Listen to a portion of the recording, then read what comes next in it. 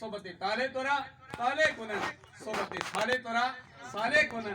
نیک لوگوں کی صحبت بندے کو نیک بنا دیتی ہے اور بروں کی صحبت انسان کو برا بنا دیتی ہے.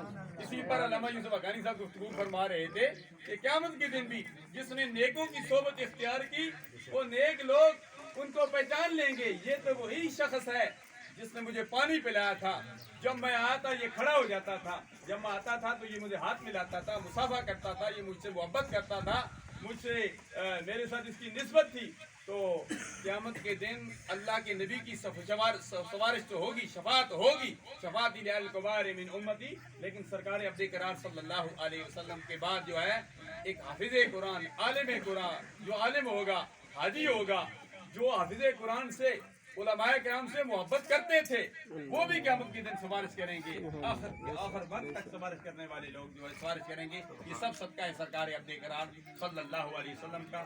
اللہ کی بارگاہ میں دعا کرتے ہیں کہ اللہ تبارک و تعالیٰ اس موقع پر ہم سب کو اپنا محاسبہ کرنے کی توفیق عطا فرمائے. محاسبے کی ضرورت ہے. یہ دور فتنے کا دور ہے. اس فتنے کے دور میں ہم نے اپنا محاسبہ بھی کرنا ہے اور استقامت پر بھی ہم نے رہنا ہے. قادیانیت کا دور ہے, کا فتنہ ہے. ایک فتنے نے کئی فتنے اٹھ رہے ہیں. حضرت پیر بادشاہ صاحب علیہ رحمت اپنی زندگی میں ایک فتنے نے کئی فتنوں کا آپ نے پہلے ہی بتا دیا تھا کہ فلاں فلاں فلاں فلاں فتنے آئیں گے.